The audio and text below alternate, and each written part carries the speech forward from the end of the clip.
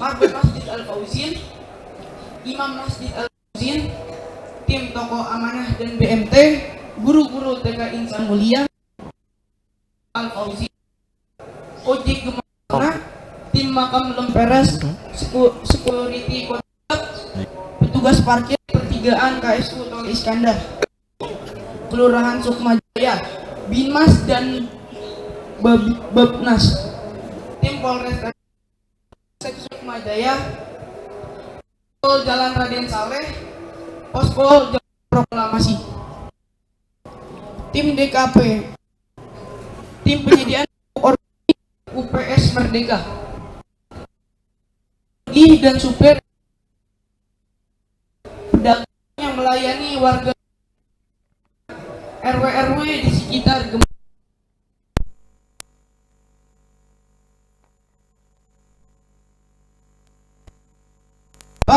pelaksanaan renovasi masjid dengan kecepatan yang saat ini panitia renovasi sedang memfokuskan untuk pembuatan ruang wudhu dan toilet guna mengganti yang ada sekarang yang kurang memenuhi dengan aman. Jazakumullahu khairan kepada semua jamaah yang sudah menginfakkan harta renovasi masjid kita ini. Transfer ke rekening Masjid Al-Fauzin atau memasukkan ke kotak amal renovasi Masjid Al-Fauzin.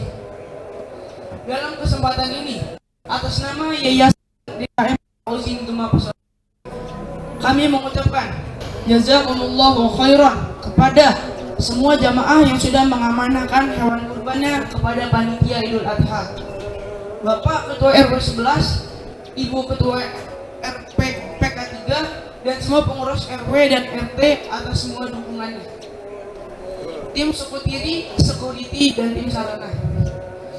Marbot Masjid Al-Fauzin yaitu Bapak Rofi'i dan Bapak Sulaiman yang sudah menjaga kebersihan dan menjaga kerapihan masjid kita, Masjid Al-Fauzin.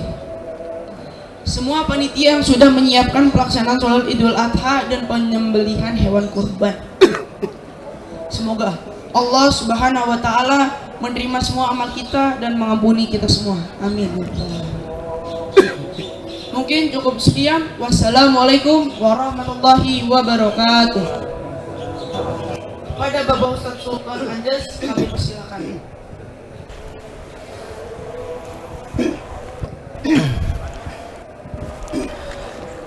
Kami sampaikan terlebih dahulu sebelum sholat, insyaallah kita akan melaksanakan sholat Idul Adha. Para jemaah silakan meniatkan di hati masing-masing. Kita akan sholat Idul Adha 2 rakaat. Untuk tata caranya, di rakaat pertama insyaallah kita akan takbir 7 kali, selain takbiratul ihram tentunya. Kemudian di rakaat kedua insyaallah kita akan bertakbir 5 kali, selain takbir intiqal atau takbir bangun dari sujud. As-samatul jami'ah.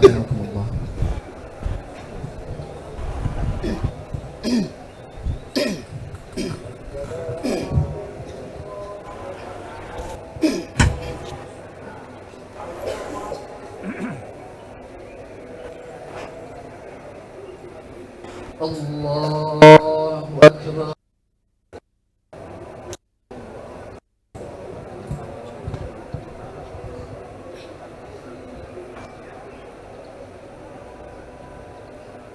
Allahu Akbar.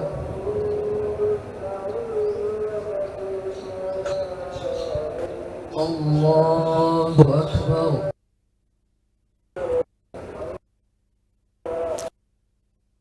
Allahu Akbar. Allahu Akbar. Allahu Akbar. Allahu Akbar. Allahu Akbar.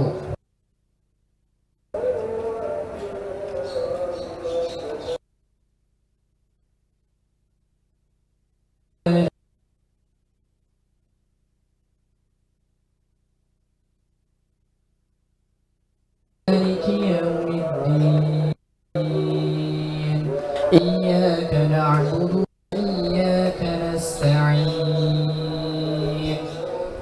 اهدنا الصراط المستقيم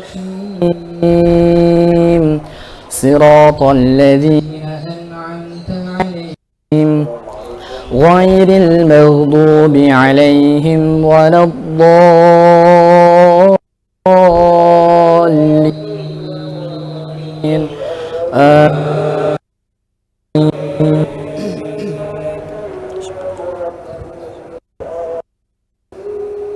سبح اسم ربك الأعلى الذي خلق فسوى الذي قدر فهدى والذي أخرج المرعى فجعله غثاء أحوى سنقرئك فلا تنسى إلا ما شاء الله إنه يعلم الجهر وما يخفى ونيسرك لليسرى فذكر إن نفعت الذكرى سيذكر من يخشى ويتجنبها الأشقى الذي يصلى النار الكبرى ثم لا يموت فيها يحيى قد أفلح من تزكى به فصلى بل تؤثرون الحياة الدنيا والآخرة خير وأبقى إنها صحف الأولى صحف إبراهيم وموسى الله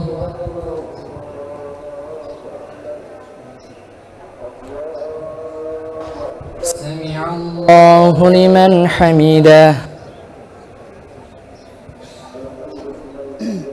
الله أكبر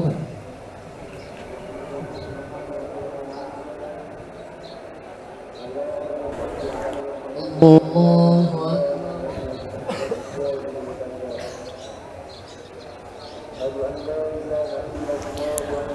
الله أكبر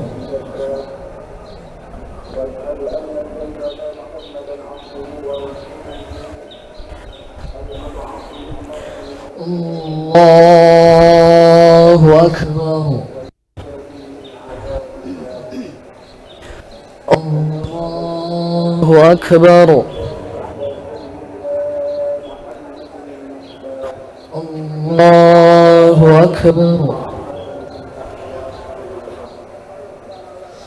الله أكبر الله أكبر الله أكبر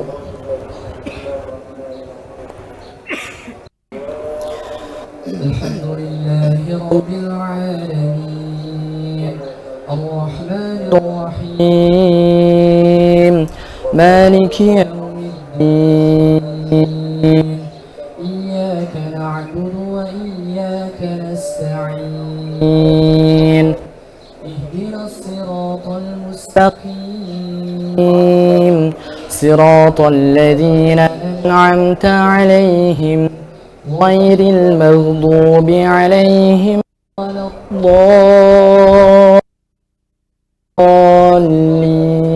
الضالين آمين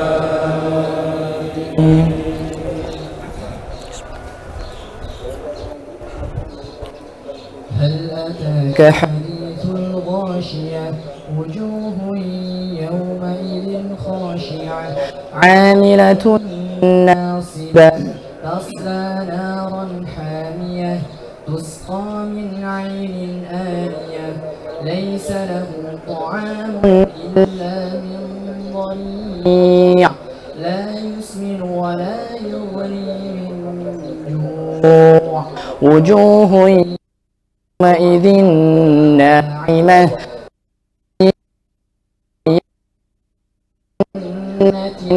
عالية لا تسمع فيها عين جارية فيها سرر مرفوعة وأكواب موضوعة ونمارق مصفوفة وزرابي مبثوثة أفلا ينظرون إلى الإبل كيف خلقت وإلى السماء كيف رفعت وإلى الجبال كيف نصبت وإلى الأرض كيف سطحت فذكر إنما أنت مذكر لست عليهم بمسيطر وكفر فيعذبه الله العذاب الأكبر إن إلينا إيابهم ثم إن علينا حسابهم الله أكبر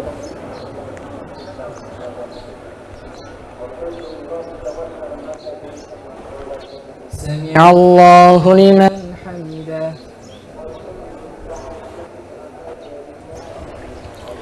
الله أكبر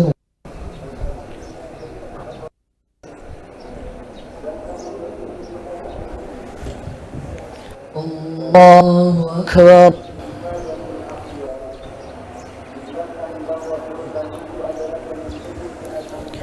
الله أكبر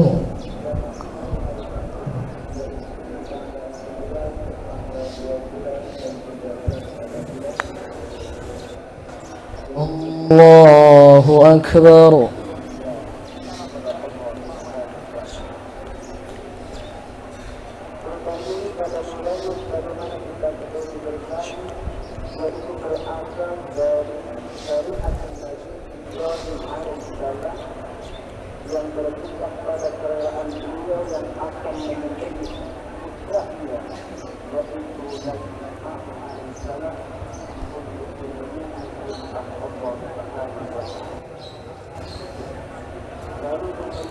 السلام عليكم ورحمة الله السلام عليكم ورحمة الله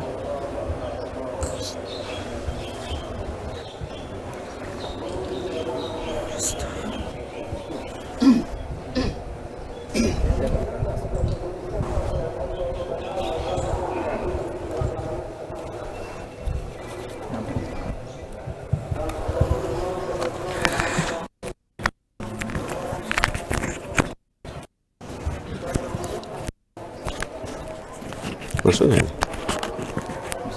Ini agak ke atas kan? Ini terganggu. Kurang, bawa dikit. Enggak keluar suaranya.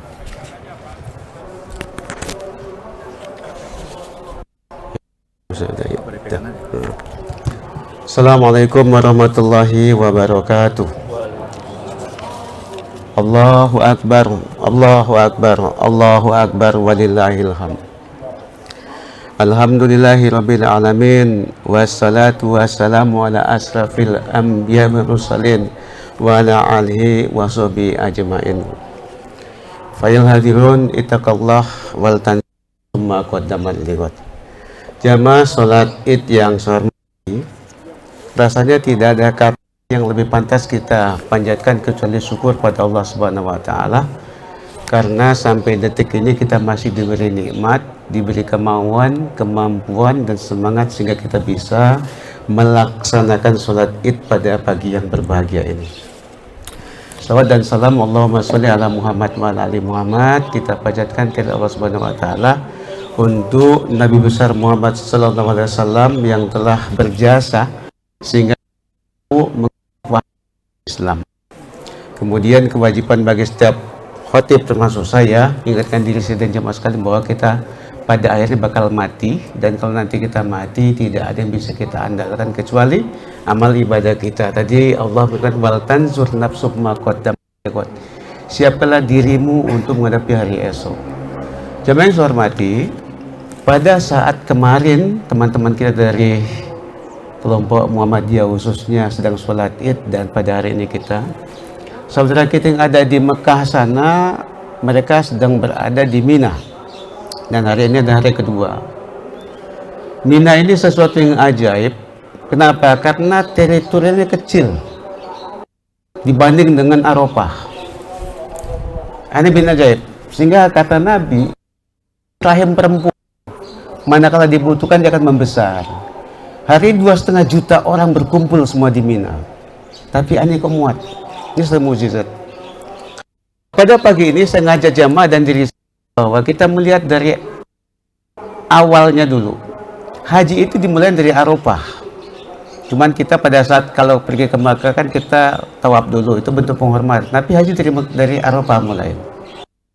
Siapapun ada di Arafah, even orang lagi sakit, lagi di infus, kalau tanpa ke Arafah maka tidak ada haji. Al-Hajju Arafah kata Rasulullah. Penting Arafah karena Arafah ada pengakuan, confession, acknowledgement. Kita diminta oleh Allah Subhanahu apa sih kesalahan kita selama ini, apa yang kita buat selama ini, apa yang kita kerjakan selama ini. Di situ kesempatan kita mengadu pada Allah Subhanahu wa taala. Di Arafah kita wukuf, kita berhenti. Selama ini mungkin kita nggak jelas, ngejar karir, ngejar kekayaan, ngejar jabatan, ngejar harta. Waktu kita habis. 24 jam Allah kasih kita waktu. 8 tidur atau 6 jam, 8 jam di kantor, macet di jalan, pergi pulang 4 jam. Tinggal sedikit sisa yang kita berikan pada Allah Subhanahu wa taala. Sedikit sekali. Kita diminta berhenti wukuf. Nah, wukuf itu sebenarnya tidak hanya kepada jemaah, kepada kita semua.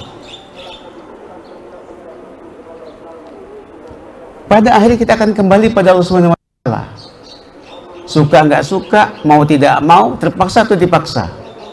Daripada kita dipaksa, lebih baik kita sukarela. Caranya apa? Kita berhenti sekarang aktivitas yang tidak penting. Apalagi pada event mau pemilu, saling hujat, saling caci, saling maki pada saudara mereka sendiri. Haji mengajarkan kita beginilah bagaimana penderitaan bapak kita.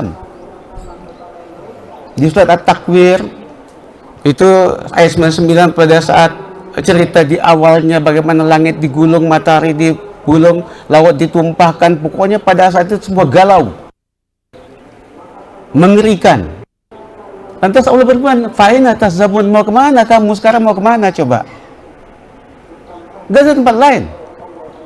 Nah, Nabi Muhammad SAW pada saat beliau dibakar, diasingkan, dimusuhin, dibuat susah oleh kaum pada saat itu, dia ingat, "Fa'in atas zabun."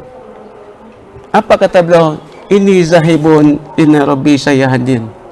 Ini zahabun ila rabbi, aku akan kembali pada Tuhanku, pasti aku diberi petunjuk. Dalam perjalanan beliau masuk daerah Mesir, di situ rajanya pada saat itu tanda petik tidak punya akhlak yang baik. Kalau ada perempuan cantik pasti diambil sama dia. Sarah istri Ibrahim itu cantik, sudah berusaha menyamar tapi ketahuan juga. Tapi tidak diambil sama dia, malah melihat perilaku Nabi Ibrahim begitu baik, malah dikasih hadiah. Dikasihlah ibunda Hajar. Kalau di Injil namanya Hagar. Hajar ini sejak awal sudah banyak kelebihan. Satu, badannya harum. Kedua, orang cerdas. Ketiga, orangnya baik. Dia diberikan hadiah oleh Raja Mesir untuk membantu menemani Sarah. 20 tahun Nabi Ibrahim menikah dengan Sarah, tidak punya keturunan. 20 tahun, bukan sebentar. Sarah melihat begitu bagus perilaku Hajar ini, begitu santun. Dia diminta ini agar Hajar mau menikah dengan Ibrahim AS. Ini akhlak yang baik. Maka saya kata, kenapa teladan hakiki dari orang-orang yang suci?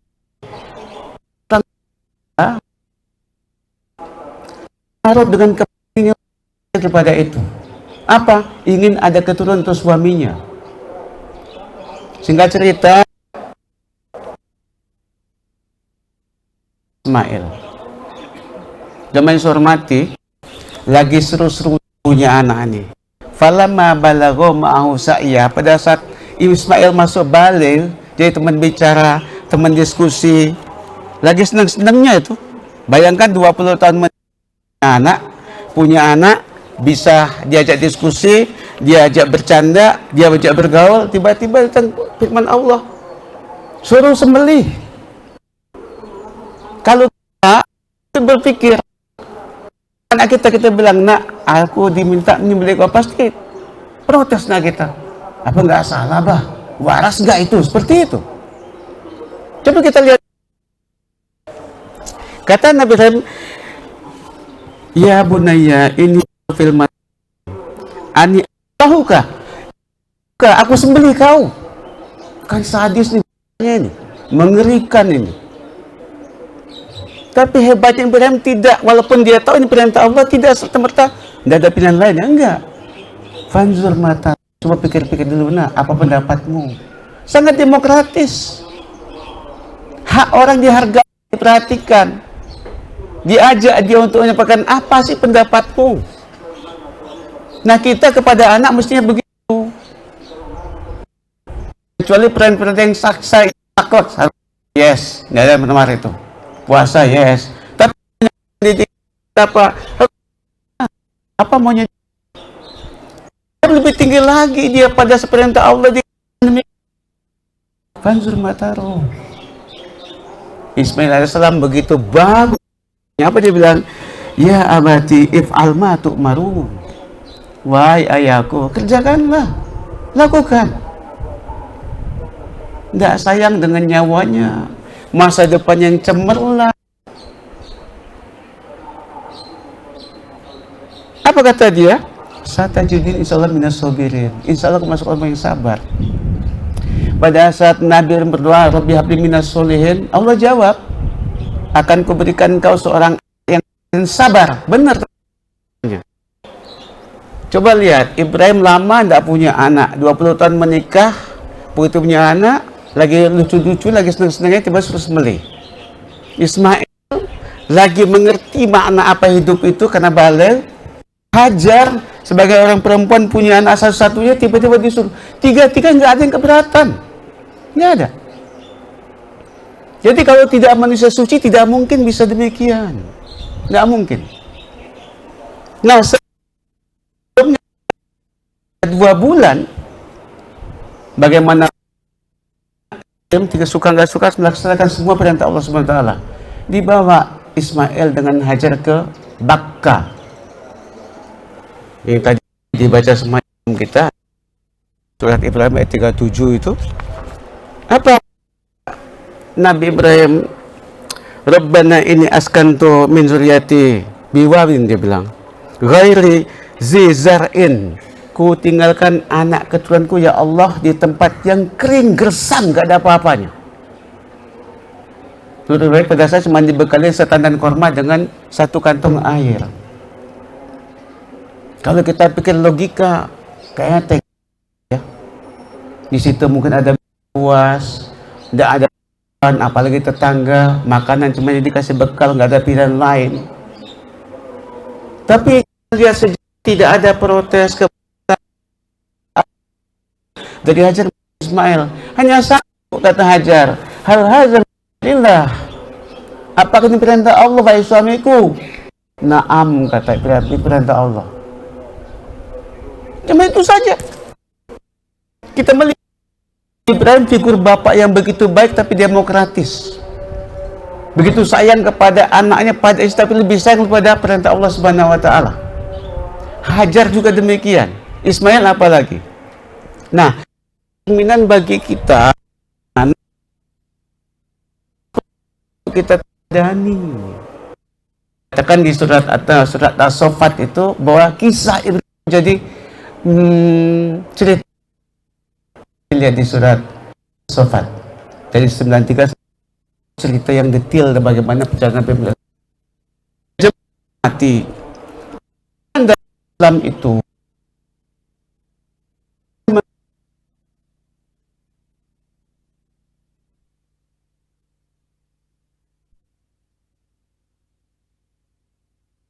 dia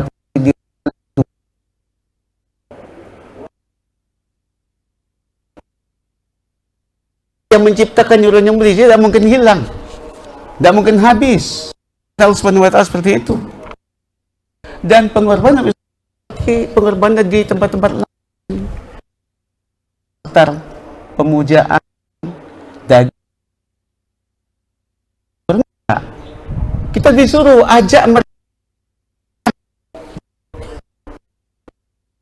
bersama.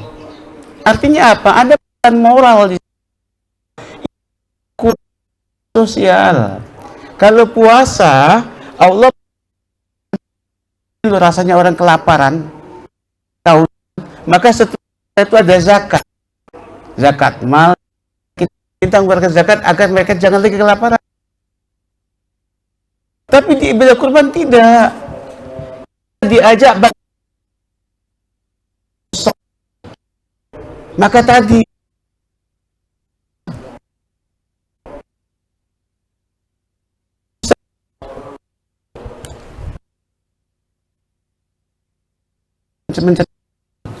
apa orang yang lagi menderita kelaparan.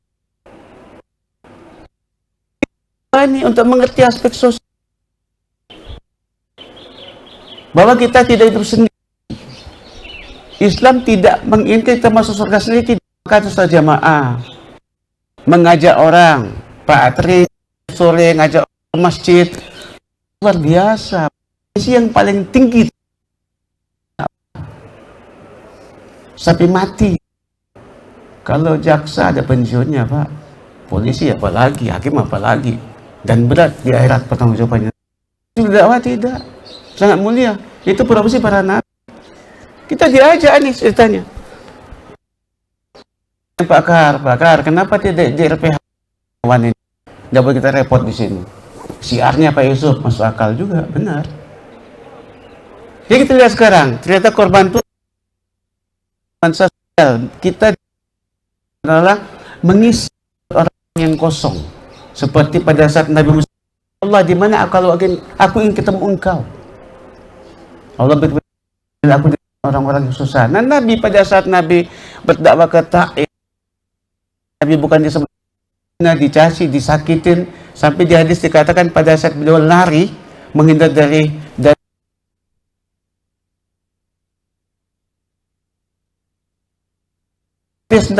cepet dari kamar mandi, cepret karena darah mengalir. Sembuh. Tapi datang yang menjaga angin ingin menghukum umat pada saat di Taif itu. Apakah Nabi tidak? Ya Rabbal Mustajab, kata Rasul, baik lindung orang-orang yang sengsara. Minta sisi. Kembali kepada topik kita tadi bahwa begitu bagus kisah Nabi Ibrahim ini. Ya bukan cuma cerita kosong, tapi kita menikmati dan mencoba. Mungkin tidak sehebat itu. Salah kalau yang korban malah, tapi catat bahwa yang sama pada Allah Subhanahu wa Ta'ala bukan bulunya, hanya bukan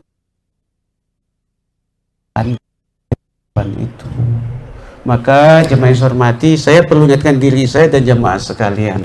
Sekarang kan fenomenanya kita rentan kena riya. Riya itu beribadah karena ingin dilihat. Sum'ah beribadah karena ingin didengar orang. Pergi aja di Facebook, di share medsos, tanpa disadari itu bernuansa riya. Kata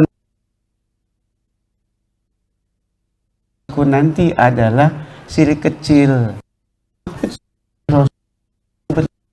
Allah Nabi tidak karena Allah Subhanahu wa Ta'ala semata. Nah, nanti korban kita sudah mahal-mahal, tapi ada nuansa riak di hati kita. Sayang, sudah duitnya hilang, pahala nggak dapat, malah kita masuk kategori yang buruk. Nah, bagaimana agar kita bisa bebas dari riak tadi, dari semua tadi? Banyak cara. Satu, nama tidak perlu disebut. Kedua, tidak perlu ada proses-proses yang diabadikan. Kalaupun mau niatkan untuk syiar. Yang ketiga, contoh Nabi Ibrahim. Ibrahim dikorbankan sama anak, bukan lagi harta. Nah, kenapa Islam itu meminta kita berkorban? Nah, ini bentuk bukti pengabdian kita. Artinya mau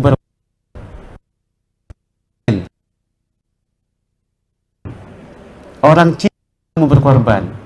Kenapa kita mau kerja capek siang malam banting tulang berhujan? Karena itu, karena istri kita punya nafkah. Kenapa? Karena nafkah. Kenapa kita berusaha payah?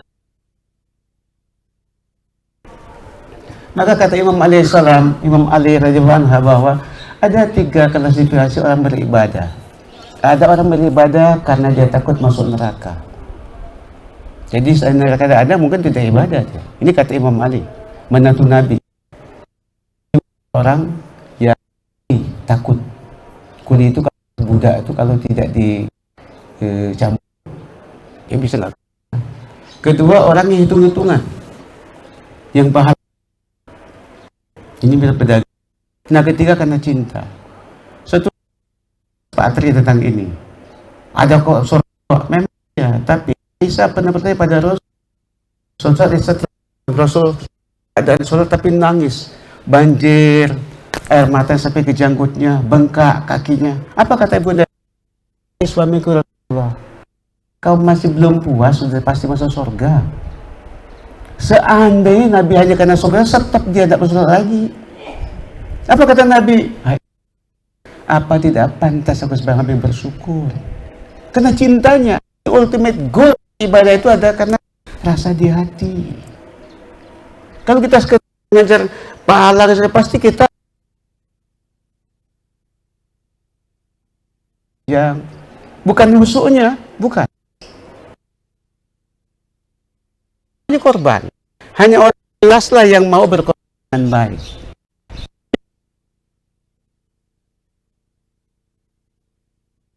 Pengen dipuji, pengen diakui, pengen dianggap. Ini buat cuma katakan mungkin lupa bahwa kita pasti mati. Kita tidak berusaha berhenti sejenak. Kita tidak berusaha untuk mengamalkan seperti Eropa, ngakuin apa sih yang kita lakukan selama ini. Kita harus sadar bahwa suka nggak suka mati.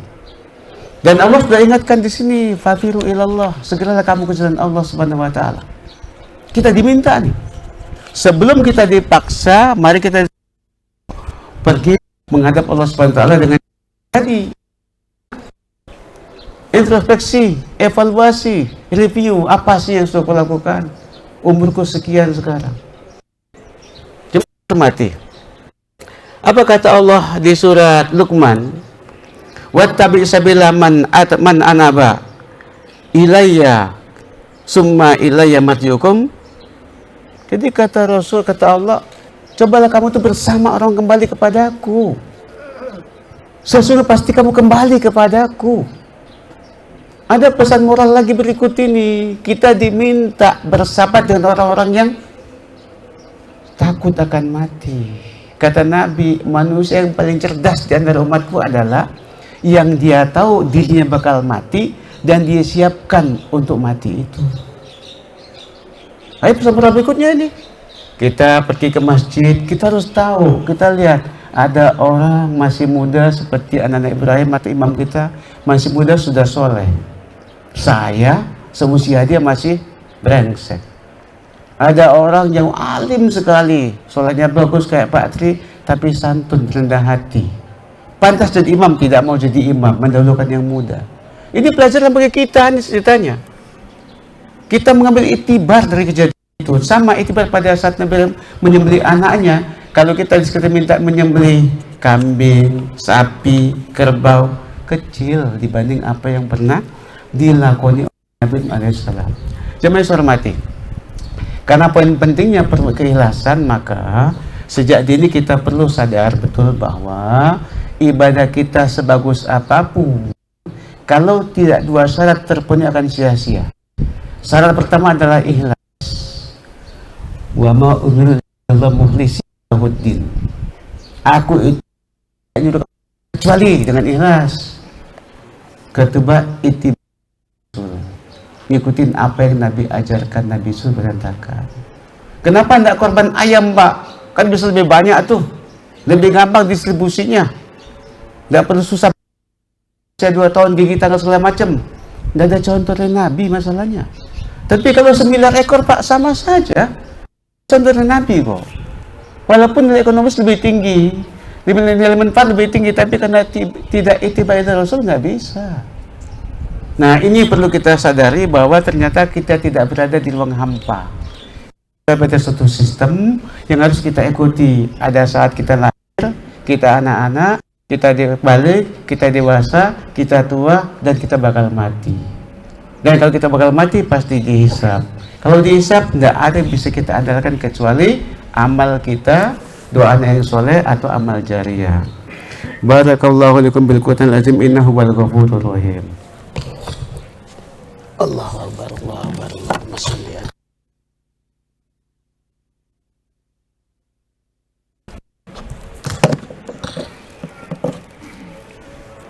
Allah. Allahu Akbar, Allahu Akbar, walillahil hamd. Jamaah yang saya hormati, di khutbah kedua ini sebanyak pada satu hadis Nabi. Kata Rasulullah, berkorban. Saya ulangin, barang siapa yang dia mampu untuk berkorban, maka kata Nabi, jangan dekat-dekat tempat ibadah kami. Rasul yang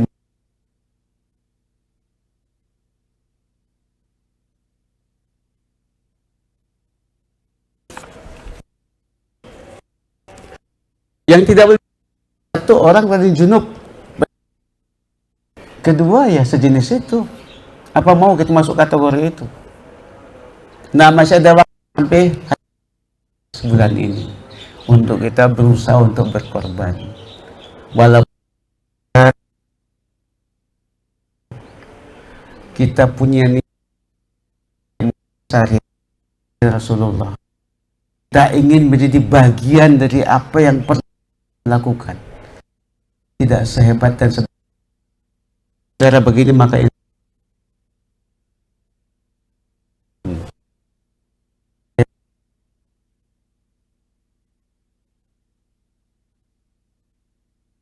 jamaah yang hormat, mari sama Bismillahirrahmanirrahim.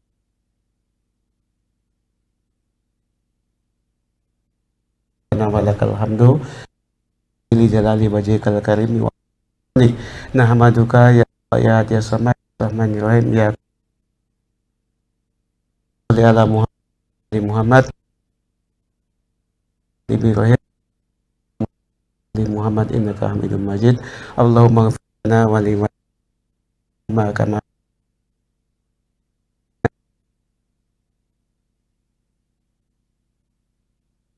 ibanatina wal iwadina ya amin.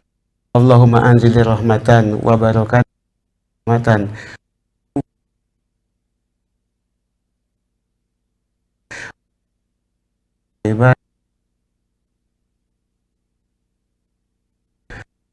adun say wa babadan bala alina wa azwajina wa auladina wa natina muslimin wal muslimat.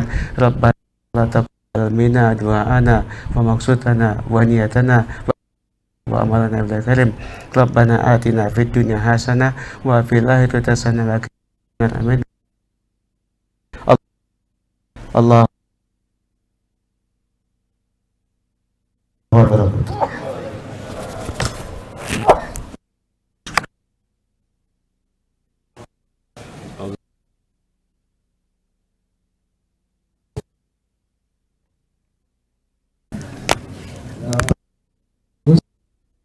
Selamat jamaah.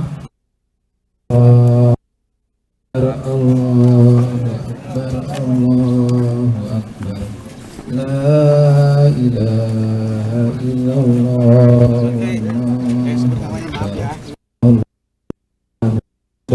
illallah. Iya, sama-sama, Pak.